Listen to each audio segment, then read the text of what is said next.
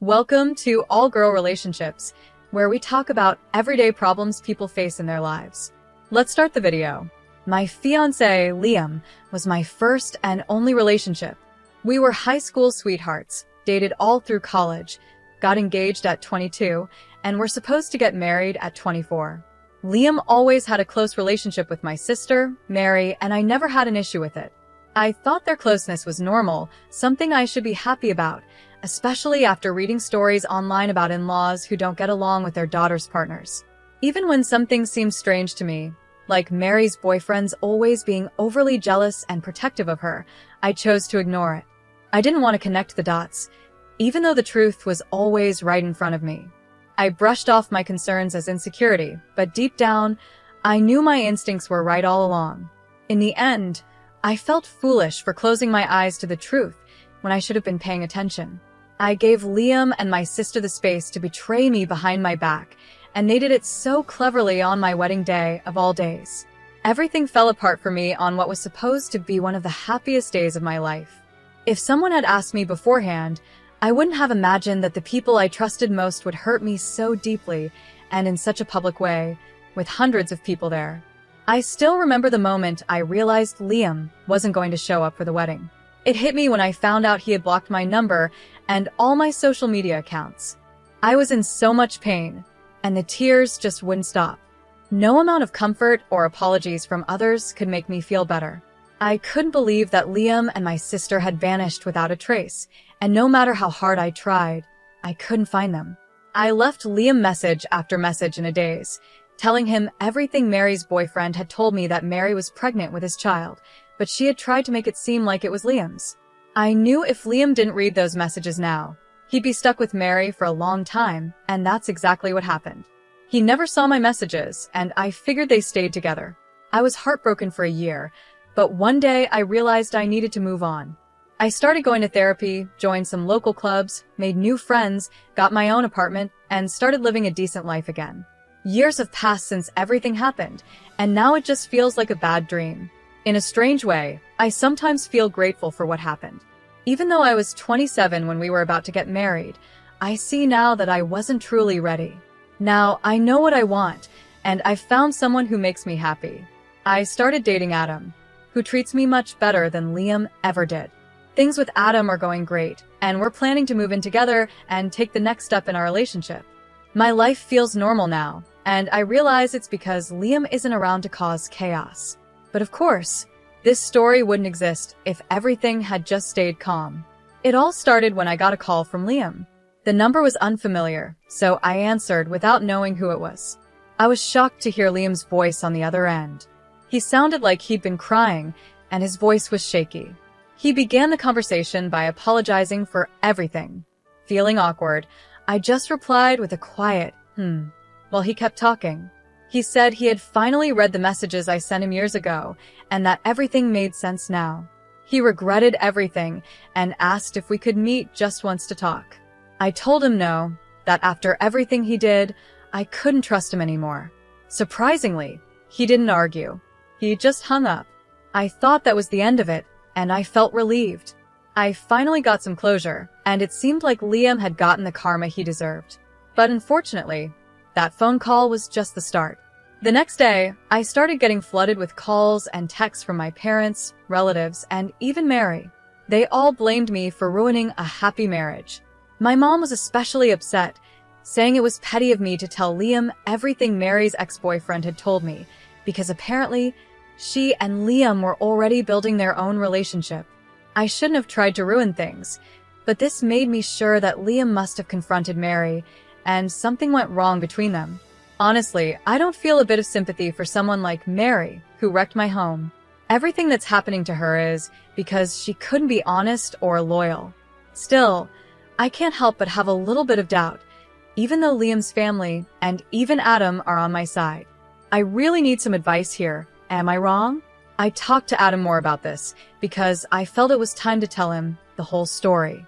Before, he only knew a few details. I told him about my wedding day, Mary's ex-boyfriend, Liam, and everything that's happened since. Adam was really understanding and supportive. He knew why I was so hurt by how my family was acting in this situation. He even suggested that I should meet Liam and hear what he had to say. I was surprised, but I agreed. I messaged Liam on the same number he used to call me. We talked a little and made plans to meet in a couple of days as he would be flying to my city. I'll keep you all updated. Well, I met Liam today, and everything you guys predicted was right. Mary had lied to Liam because, of course, Liam had more money than her ex-boyfriend, who was still in college when they were dating. Their relationship turned toxic right after Liam proposed because Mary had gotten what she wanted, a bank account. She stopped doing the things she used to with him and just started using him for his money. Liam was crushed. Since they were married, divorcing her would mean losing a lot of his assets. Eventually, though, he found one of the messages I had sent him while going through his old phone, and that confirmed his suspicions. He decided to get their son's DNA tested, just in case, and it turned out the ex-boyfriend was right. Liam kicked Mary out and filed for divorce. Mary is furious now because she had to move back in with my parents and can no longer afford her expensive lifestyle. Liam told me he wanted to meet me to thank me for helping him.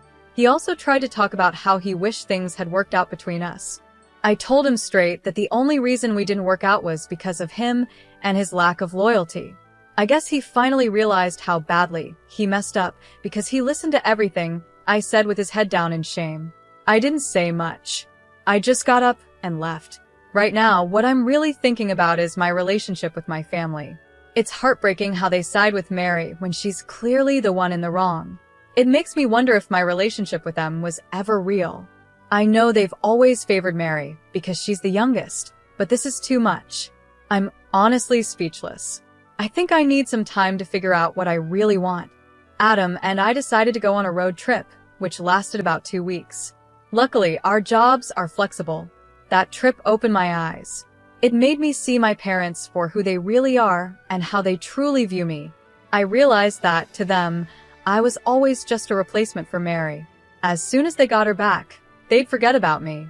This time wasn't any different from the others, except now I saw it clearly and could connect the dots. Their favoritism toward her is so extreme that I wouldn't be surprised if they even encouraged her to have an affair with Liam. As expected, Mary threw a tantrum when she came back, and my parents got mad at me again. I'm sure they also gave her a lot of money, especially since she gave birth to their first grandchild. But, as usual, Mary ran off again, this time with another rich guy, and cut all contact with my parents, leaving them to take care of my nephew. I didn't find out from my parents, though. They started acting sweet and talked about wanting to see me again, which made me suspicious. So I called my cousin, who told me everything. That's when I realized they wanted me to take care of Mary's son until she came back, and then they'd push me aside again. I wasn't going to let that happen. That's when it all clicked for me, and I knew I had to cut them off. So I blocked their numbers. I got back to the city yesterday and also found out that Liam tried to move back in with his parents after losing so much money on divorce lawyers and alimony, but they said no. Like I said before, he deserves it. I don't feel any sympathy for Mary, my parents, or Liam. Mary's going to face her consequences. My parents are now raising my nephew, and Liam's life has fallen apart because he couldn't stay loyal. I have Adam, and my biggest concern now is just our relationship. Thank you.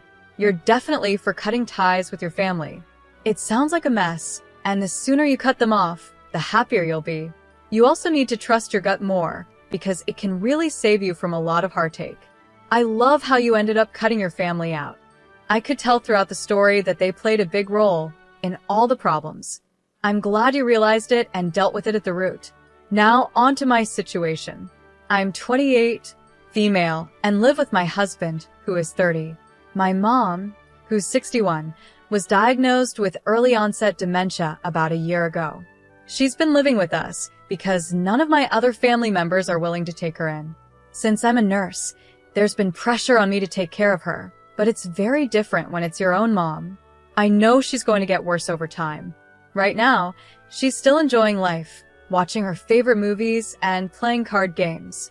But she can't be left alone because she's vulnerable and might accidentally start a fire or forget where she is. I have one sibling, an older brother named Larry, who's 37. Until recently, he hasn't helped at all with caring for our mom. Larry lives with his wife, who's 35, and they have 2 kids, ages 12 and 9. I've asked Larry for help a few times, but he always says he's too busy with the kids and their activities.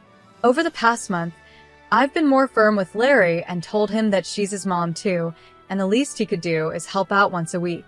Now, every Friday, he takes our mom out for the day, usually to get coffee and go for a walk. She loves it, and it gives me and my husband a break. But Larry's wife is upset with me. She says I'm taking Larry away from their family, and when he comes home, he doesn't want to help with housework or play with the kids. I told her that's not my fault, and that our mom's care isn't optional. It's not fair for me and my husband to do everything when Larry is fully capable of helping. She suggested we put our mom in a nursing home. I told her we can't afford a nursing home unless she and Larry are willing to split the cost. She said they have better things to spend their money on. I told her, well, tough luck, and that Larry will have to keep helping. She called me a jerk for making Larry help.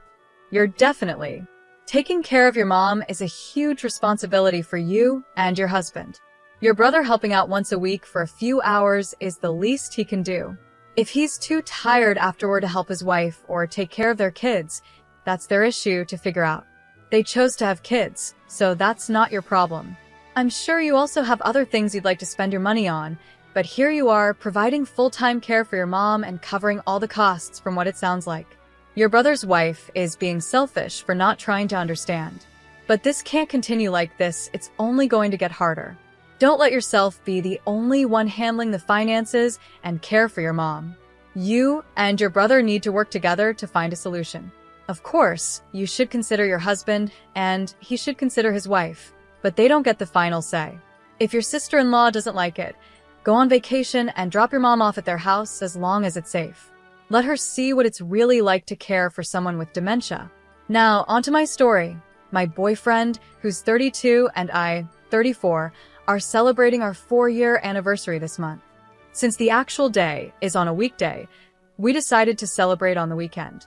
We both work from home, and we don't live together, so I wanted to surprise him on the actual day with breakfast, a plant he loves plants, and a box of chocolates.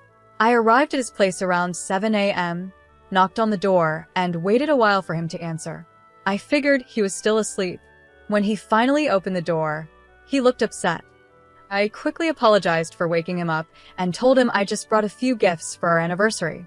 He just said, okay, still looking annoyed, and walked back to his bedroom, leaving me standing there with the gifts. I was shocked by his reaction. I put the things I brought on the kitchen table and was about to leave, but then I heard some noise from his bedroom, and he came back with his pants on. I thought he was going to hug me or something, but instead, he fed his cat and went to the bathroom while I stood by the door. I felt sad about how he reacted and started crying because all I wanted was a little happiness from him. He sighed and asked me what was wrong. I told him I was sad because he seemed annoyed that I was there, and I had hoped he would be a little happy that I brought something for our anniversary. He responded sarcastically, saying he was sorry for not meeting my expectations and that I couldn't expect him to be happy because I woke him up and he hadn't slept well. Honestly, I wasn't expecting a big celebration or even a gift from him. All I wanted was a hug, a kiss, and a simple thank you, which didn't happen. We didn't even get to enjoy breakfast together because I was in such a bad mood after that, so I left his place. So, am I the jerk for waking him up to surprise him? Thank you all for your thoughts, it gave me a lot to consider. I'll try to answer your questions. His sleep schedule. He wakes up when he wants since he's a freelancer. He does struggle with insomnia, which he's working on. Before my visit, he told me he was getting back to a regular sleep schedule and would wake up around 8 or 9, so I didn't think 7 a.m. was too early. Initially, I planned to leave the gifts in his mailbox and text him, but I got excited to see his reaction in person. I admit I should have thought that through more carefully. I don't usually show up like that, but I thought it would be a sweet gesture. Does he usually like surprises? Yes, he does. Keys to his place. I used to have them, but he asked for them back after getting his cat, which he adopted when his grandmother moved to a retirement home. His mom takes care of the cat when he's away, which is why I don't have keys anymore. Some people think it's weird he didn't make another copy, but I don't see it as a red flag. We just didn't think about it. Is he cheating? No, he's not cheating. I didn't give any hints that I didn't trust him. The noise I heard was just him drinking water, making his bed, and putting his pants on. I trust him. For the update, we talked about everything and we both agreed that we were a little in the wrong. I apologized for waking him up after a bad night and getting upset at how he reacted. He apologized for making me feel rejected and said it would have been different if he had slept well. He also mentioned he was touched by the gesture, not the jerk. Look, I'm not a morning person either, so I can be like a zombie when I wake up. But even if I were barely functioning, I'd still give you a hug, say thank you, and let you know I needed a quick shower to fully wake up. After 5 years, you probably know his sleep schedule. A lot of comments are focused on the fact that it was 7 a.m., which is when most people are awake, but since he works from home, his schedule is different. If my partner woke me up at 4 a.m. with a surprise, especially on a day we had already agreed not to celebrate, I'd probably feel the same way.